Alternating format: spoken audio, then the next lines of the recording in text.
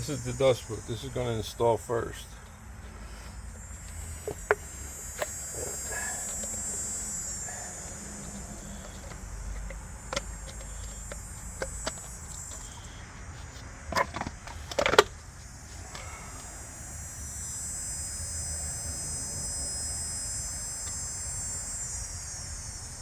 The lip it slips into right there.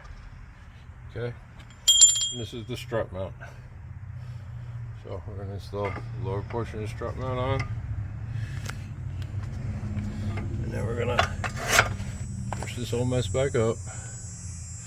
We're going to hook our bungee cord back up there because I don't want to stretch that brake line if I can help it. And we're going to have to compress the shock because it's gas charged. So much for not letting that happen. And you can see it's not covering here, but once the strut is installed and the car drops to the ground, the right height will change, and that'll fix that. When you put this bushing in, this side goes to the bottom. The washer, nut and lock washer.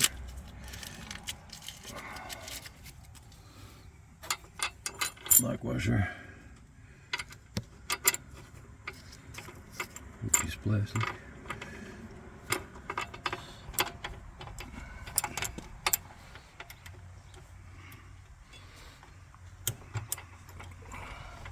Can I have an extra pump on the jack, please?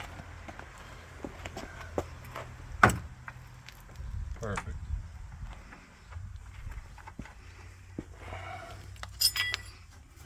And these are also 24 millimeters, so you have to switch wrenches. When it comes to holding the top on this, it's got a small 10 millimeter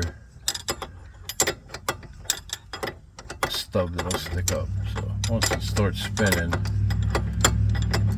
just put that second wrench, which is just about to do now.